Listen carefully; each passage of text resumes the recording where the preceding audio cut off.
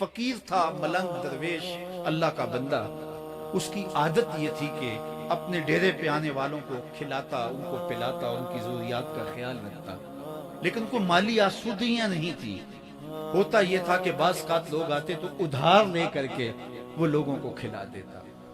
خیر، چونکہ فقیر کا مزاج یہ ہوتا ہے کہ لوگ آئیں اس کے ڈیرے سے کھائیں. بابا بلے شاہ نے بھی کہا تھا نا، اٹ کھڑک کے دکڑ بجے تتا ہوئے چلا، آن فقیر کھا کھا جاون راضی ہوئے بلا. یہ فقیروں کا مزاج ہے. تو جو بھی آتا اس کے ڈیرے سے کھاتا، اور وہ ادھار اٹھا اٹھا کے لوگوں کی ضروریات کو پورا کرتے رہتے ہیں. وقت آخر آ گیا، جن لوگوں نے ادھار دیا تھا وہ سارے تقاضا کرنے آ گئے. اب بابا جی کو کیا فکر لاحق ہے کہ یہ میرے مہمان اور میں ان کو کچھ پیش کرنے کی صلاحیت نہیں رکھتا. ایک بچہ تھا، وہ کچھ سامان بیچ رہا تھا، پتیسا بیچ رہا تھا یا کوئی اور چیز بیچ رہا تھا. اس نے گلی سے گزرتے ہوئے آواز لگائی، خادم کو پیسے بلا کے کہا تم بیچ رہے ہو تو میرے مہمانوں کو کھلا دو. بچہ بڑا خوش ہوا کہ میں سارا دن گلیوں میں گھوم کے یہ پتیسا بیچنا تھا، اب یہ ایک جگہ ہی سارا فروخت ہو گیا تو یہ تو موج لگ گئی، میں جلدی گھر چلا جاؤں گا، میری ماں خوش ہوگی. تو سارا ان مہمانوں کو کھلا دیا گیا. اور اس کے بعد کہا بابا جی پیسے؟ کہا تم بیٹھ جاؤ، جب ان کو ملیں گے تو تجھے بھی مل جائیں گے. وہ بیٹھ گیا، 2 4 10 منٹ بیٹھا تو بچہ تھا، پھر کھڑا ہو گیا، بابا جی پیسے؟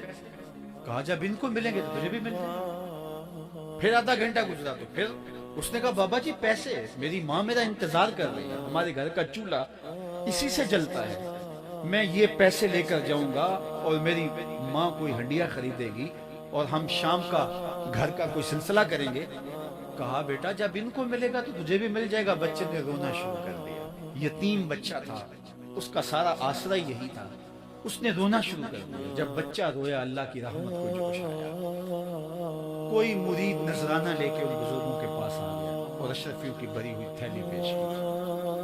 وہ اتنے پیسے تھے کہ اس بچے کو بھی دیے، جتنے لوگ آئے تھے سب کا قرض چکایا. کہا جاؤ گھر. تو سب نے کہا بابا جی ہم صبح سے بیٹھے ہوئے تھے تو یہ نذرانہ دینے والا صبح سے نہیں آیا تو اب کیسے آ گیا؟